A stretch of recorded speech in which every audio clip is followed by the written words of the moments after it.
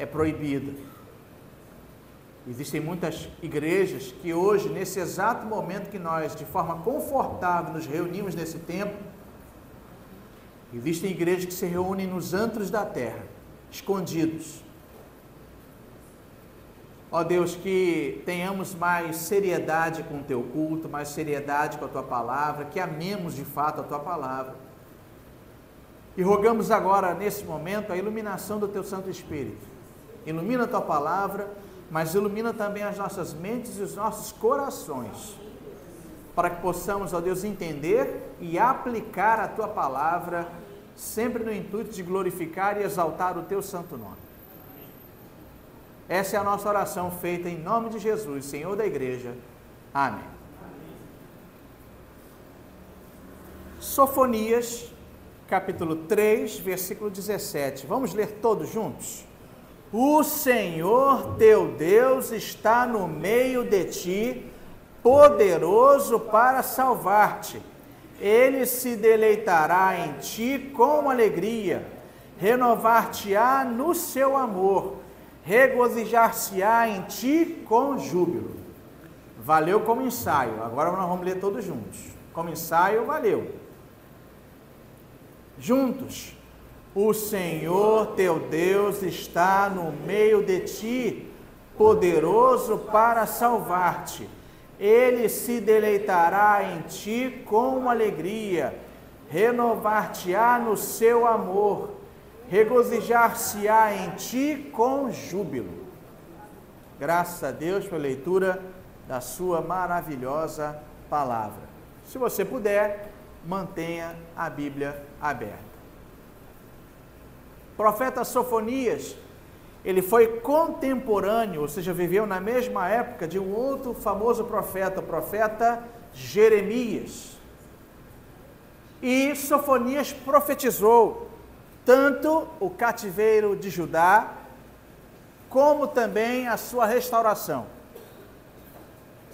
Sofonias disse: se vocês não se arrependerem, vocês entrarão em cativeiro.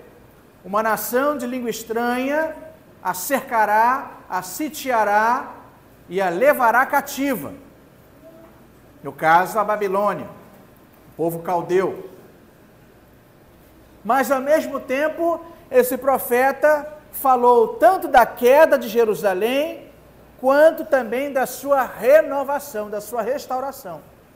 E tudo isso, palavra do Senhor. E depois de trazer uma palavra de juízo à nação, agora ele revela a restauração realizada pelo mesmo Deus que permitiu que a nação fosse levada cativa. O mesmo pai que coloca o filho de castigo é o mesmo pai que retira o filho de castigo porque o ama, mas porque o ama, o disciplina. E o texto que nós lemos é basicamente a síntese, melhor dizendo, dessa mensagem extremamente consoladora. Se você quiser um resumo da mensagem de restauração do profeta Sofonias, é este versículo que nós lemos. O Senhor teu Deus está no meio de ti, poderoso para salvar-te, Ele se deleitará em ti com alegria, renovar-te-á no seu amor, regozijar-se-á em ti com júbilo. E olhando para esse versículo, nós gostaríamos de destacar nesta manhã 5 verdades. 5 verdades da alegria do Senhor com o seu povo. O tema dessa mensagem é a alegria do Senhor com o seu povo. Em primeiro lugar, a presença de Deus no meio do seu povo é a fonte de toda e qualquer restauração. A presença de Deus no meio do seu povo é a fonte de toda e qualquer restauração. É o que diz o início do versículo, por isso que eu pedi que você tivesse com a Bíblia aberta. É a primeira parte do versículo. O Senhor teu Deus está no meio de ti. No meio de ti. O mesmo Deus que aplicou o juízo entregando Jerusalém na mão dos caldeus para experimentar e amargar um cativeiro terrível, aquele mesmo cativeiro em que aquele povo não tinha alegria de louvar a Deus e por isso penduraram as harpas nos salgueiros, não tinham mais alegria, não tinham mais ânimo, não tinham mais vigor para louvar a Deus em terra estranha. Esse mesmo Deus que lá os colocou, agora traz o seu povo de volta para restaurar esse povo, estando em seu meio. Ele não tira o povo e envia o povo a Jerusalém sozinho. Ele caminha com o seu povo e, mais especificamente, no meio do seu povo, sendo a fonte restauradora. Imagine você aqui agora, necessitado, sedento, e no meio deste templo uma fonte que jorra água, que dessedenta não só a sua sede física, mas a sua sede espiritual. É Jesus Cristo no meio do seu povo. E dele jorra água viva, que jorra para você. E nós, uma vez tendo sido tocados por esta água viva, podemos também fazê-la jorrar para outras pessoas. Mas somente porque Deus está no meio do seu povo. Lembrando que Ele é, numa mesma ideia, a videira verdadeira. E sendo Ele a videira verdadeira, o que Ele diz a seu povo? Sem mim, nada podeis fazer. Por quê? Porque eu sou a fonte. Porque eu sou a seiva. Eu sou a raiz que alimenta toda a árvore, todos os ramos, que mais à frente darão folhas, flores e frutos. Mas porque Ele está no seu meio. E a igreja precisa aprender isso, o povo de Deus precisa aprender isso, que a maior necessidade da igreja, ainda hoje, é a presença manifesta de Deus no seu meio. Nós entendemos tranquilamente gente que diz que sofreu na igreja, que passou por abuso espiritual pela parte de determinados líderes espirituais, que foi enganado na igreja, que foi vilipendiado na igreja e hoje não consegue colocar os pés numa igreja e diz, olha, eu estou em casa, eu leio a Bíblia em casa, eu oro em casa. Eu quero dizer que eu entendo isso. Porque muitas vezes a gente sabe do mau procedimento de líderes espirituais, de pastores, de presbíteros, de diáconos, do povo de Deus, que às vezes por uma conduta faz um irmão menor na fé tropeçar e sair. Mas nós precisamos lembrar que é aqui, não na igreja presbiteriana, mas na igreja onde o seu povo se reúne que Deus está. Deus se manifesta em meio ao seu povo. E nós precisamos nos reunir. Nós precisamos congregar.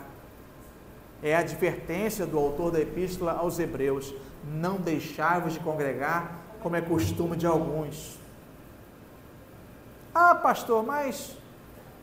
tem isso, tem aquele irmão, tem não sei o que, tem aquilo outro. Meus irmãos, um dia eu também posso decepcionar você. Mas uma coisa eu garanto, ao identificar isto, eu não posso prometer que eu não vou decepcionar você algum dia. Mas uma coisa eu posso prometer do púlpito dessa igreja, que eu vou até o irmão pedir perdão.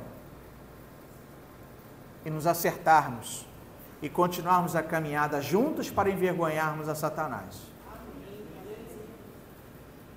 Eu não sou perfeito. Posso entristecer você? Posso. Você também pode me entristecer. Mas cabe a nós, para vencermos o inimigo, nos restaurarmos, reconciliarmos e envergonhar o inimigo. E não permitir que o nome de Jesus seja envergonhado, principalmente para aqueles que estão lá fora. É o senso da presença de Deus no nosso meio que traz alento para a igreja, que traz conforto para a igreja, que traz ânimo para a igreja.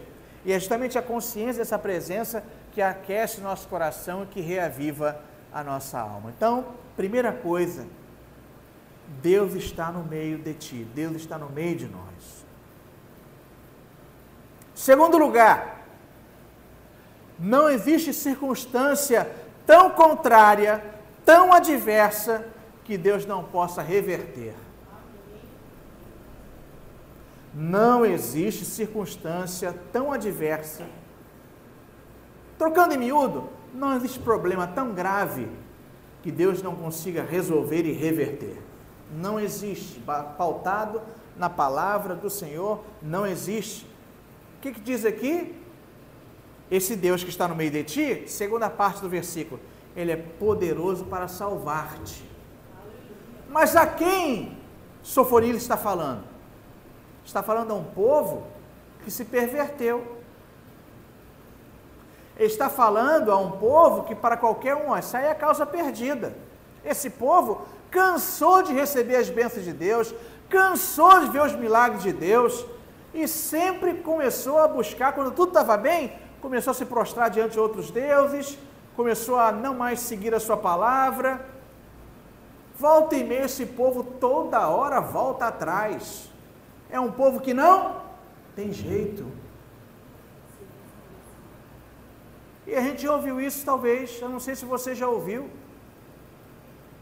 mas tem gente que já ouviu. Esse camarada agora crente, pastor, deixa de graça, não cai nessa não. Isso é o maior 71, maior pilantra.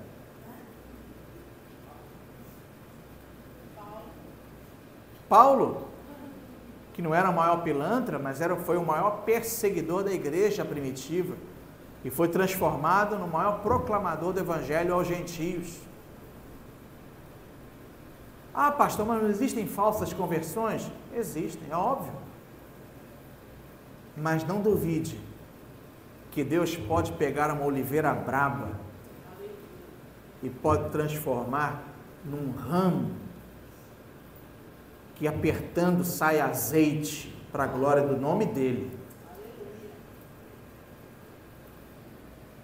Não há circunstância tão adversa que Deus não possa reverter. Aquele filho, aquela filha, aquele pai, aquela mãe, aquele amigo, irmão, conhecido, aquela causa, aquela situação. Não há causa que Deus não possa reverter. E o maior exemplo somos nós. Porque se nós formos sinceros, e se eu for sincero, todos nós somos um caso perdido para Deus. Cada um na sua realidade. Mesmo aqueles que nasceram no seio da igreja, desde pequenininho. Todos nós, se Deus não manifestasse o seu amor, se não estabelecesse uma aliança duradoura conosco, éramos causas perdidas. Mas decidiu Deus, pelo seu amor, reverter essa situação. Louvado seja o nome do Senhor. É Ele quem quebra as nossas algemas do pecado, é Ele quem rompe os nossos grilhões, é Ele quem planejou, é Ele quem executa, irá consumar a plena redenção da igreja, do povo de Deus. Sua graça é maior do que o nosso pecado. Nenhuma coisa é demasiadamente difícil para Ele. Não há impossíveis para Deus. Terceiro lugar, a restauração do povo de Deus traz alegria ao próprio coração de Deus. Que diz o versículo, continuando, Ele se deleitará em ti com alegria.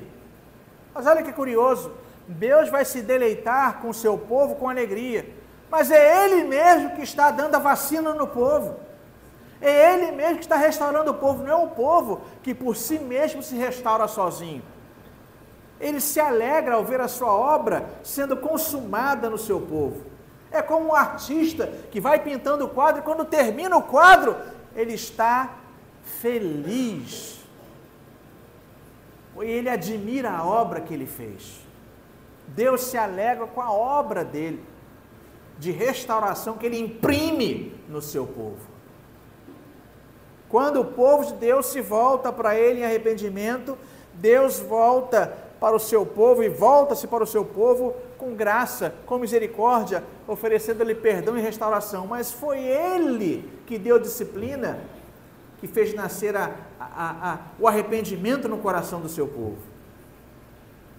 E Ele se alegra com isso. Deus se deleita em nós quando nós passamos a ter prazer nele, alegria nele. Deus se deleita em nós com alegria quando Ele mesmo é a fonte dessa alegria. A salvação de Deus dada a nós traz alegria ao próprio Deus. Foi Deus que em Cristo se fez carne e veio até nós e morreu por nós, derramou seu sangue. E Ele se alegra, mesmo sendo Ele a chave para a solução da maldade que habita no nosso coração. Mas Ele se alegra com a sua obra e se alegra quando vê o fruto dos seus atos. Você quer ver o fruto desses atos? As mulheres aí de repente abrem a bolsa, pegam um espelho e olham. E os homens chegam em casa e olham. Chora primeiro, depois olha. E veja o fruto do ato de Deus, a regeneração do seu povo. Louvado seja o nome do Senhor. Em quarto lugar, nós vemos aqui a renovação que Deus opera na vida do seu povo, é fruto do seu puro amor. Continuando o versículo. Renovar-te-á no seu amor, não no amor estranho, não no amor próprio, mas no seu amor. Nós somos renovados no amor de Deus, o amor de Deus que é eterno, é um amor que é imerecido, é um amor que é provado. Ele nos ama com amor eterno, nos atrai, como diz o texto, com cordas de amor, com laços de amor. E porque Ele nos ama de forma imerecida, Ele nos oferece a sua graça, sendo nós merecedores do seu castigo, semelhante a esse povo que entrou em cativeiro. E quanto mais reconhecemos o amor de Deus por nós, mais devemos nos consagrar a Ele e mais deleite dele em nós devemos ter. Nós devemos fugir do pecado por causa do juízo de Deus. Nós sabemos que um dia Jesus voltará para julgar o mundo. E aqueles que não pertencem a Deus serão julgados. Não sou eu que estou falando, é a Bíblia que diz isso. Mas, mais do que nos achegarmos a Deus por temor e medo do juízo, o que devia nos firmar em Deus é o seu amor irreversível. A eleição incondicional. Eu elegi o Anderson, eu decidi eleger o Anderson e colocá-lo como meu filho, Deus disse, porque ele é um excelente pai de família, excelente professor de escola dominical. Não existe nada em nós, não existia nada em nós que pudesse despertar o amor de Deus. O que diz Paulo em Romanos? Que Ele nos amou primeiro. Se nós o amamos hoje, se nós o adoramos hoje, se nós o servimos hoje, foi porque Ele primeiro, quando nós éramos aborrecidos de Deus, quando nós não desejávamos, não queríamos, Ele primeiro nos amou. Revelou o seu amor, nos quebrantou com o seu amor. E aí, uma vez quebrantados, passamos a amá-lo. O amor de Deus é imerecido. Então, pense, devemos nos congregar, estar na igreja, servir a Deus, muito mais pelo seu amor do que pelo medo do seu juízo. Porque queremos agradar o coração de Deus, que é o Pai de toda misericórdia e Deus de toda consolação. Em quinto e último lugar, o deleite de Deus em seu povo é o de um júbilo puro, puríssimo. Regozijar-se-á em ti com júbilo, com uma alegria intensa. Júbilo é uma alegria intensa. E essa alegria, ela é acendrada, ou seja, ela é puríssima. Quanto mais o povo de Deus se regozija no Senhor, mais deleite de Deus tem com o seu povo. Deus nos aceita através de Jesus Cristo e Ele se alegra com o seu povo como o noivo se alegra com a sua noiva. Nós sabemos que o casamento hoje não é semelhante ao casamento no Antigo Testamento e no Novo Testamento. O casamento durava, as celebrações, as bodas duravam quase uma semana. Quando não ultrapassava uma semana de festa e celebração. Hoje é um dia, se tanto. E nós vemos quais são as duas coisas que mais interessam no casamento, na celebração. É a noiva e o bolo. Não é verdade?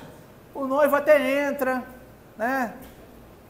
A mãe conduz, tá, todo mundo olha.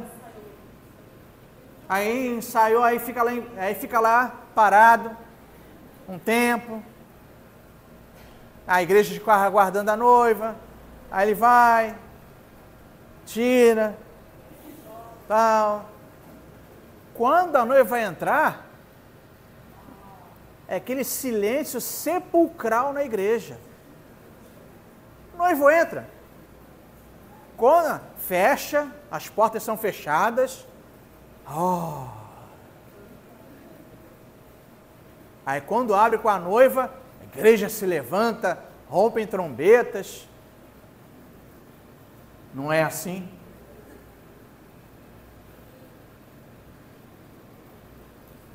Quando Jesus vier para buscar a sua noiva, que é a igreja, é óbvio que Jesus é o Senhor da festa.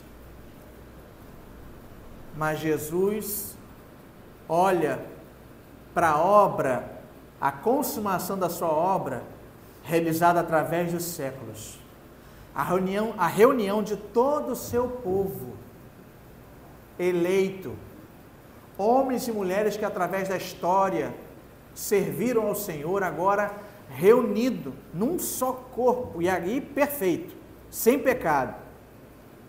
E o noivo admira a chegada da noiva, pura, sem mácula, e sem rugas. As mulheres gostam dessa parte, né? Sem rugas, é o que diz a Bíblia, né? Ataviada de linho finíssimo, que é a obra dos seus santos. Ele se alegra com o seu povo, como o noivo se alegra com a chegada da noiva. Meus amados, nós somos herança de Deus, filhos de Deus, herdeiros de Deus, a menina dos olhos de Deus, as delícias do Senhor Altíssimo. Só nesse versículo nós podemos olhar com carinho e retirar esses 5 pontos que revelam a alegria do Senhor com o seu povo. Está difícil? Vivemos tempos difíceis? Vivemos tempos de aperto? Que bom, que bom, que bom. Depois você me dá a receita. Você foi adotada por Deus. Você foi feito filho e filha de Deus. E Deus preparou para você, para nós, um lugar de alegria inefável. De alegria que a gente não consegue descrever com palavras humanas. E nós vamos desfrutar da sua presença por toda a eternidade. Mas aqui agora nós vamos juntos, vamos glorificar a Deus. Vamos desfrutar da sua presença, porque nós vamos desfrutar dessa presença pelo século dos séculos de forma perfeita. Em amor eterno e em salvação bendita. Louvado seja o nome do Senhor. Vamos orar? Curva a sua cabeça. Pai amado e Deus bendito, é verdade, somos um povo desobediente. E Deus, nós hoje já contemplamos diversos milagres vindo das Tuas mãos. Infelizmente ainda, insistimos em te desobedecer. E às vezes Tu nos permites que vivamos um cativeiro, que passemos por alguma dificuldade, alguma deficiência, alguma escassez, para que tornemos nosso coração para o Senhor. O Senhor não faz isso conosco porque o Senhor é um Deus sádico e mau, mas porque o Senhor disciplina a todos aqueles que são seus filhos, porque o Senhor nos ama. Mas a Tua palavra nos promete restauração. Por isso, Deus, nós rogamos mais uma vez o Teu perdão e te suplicamos, ser nosso bom pastor. Conduza-nos, ó Deus, porque nós somos Tuas ovelhas. E porque sem o Senhor nós não temos condições de procurar bons pastos e águas limpas. Como ovelhas, somos, ó Deus, extremamente necessitados e dependentes. Por isso, ó Deus, conduza-nos com Teu cajado a águas verdadeiramente limpas, refrescantes, e a pastos que de fato sejam verdejantes, bom alimento, puro, e nos livra de todo mal, Deus. Ampara-nos, tem piedade de nós, e que nós possamos de fato ser a Tua alegria, e que naquele dia possamos ser contemplados pelo noivo, como uma igreja puríssima, resgatada no sangue do Cordeiro. Esta é a nossa oração, em nome de Jesus. Amém. Amém. Graças a Deus. Vamos ficar de pé?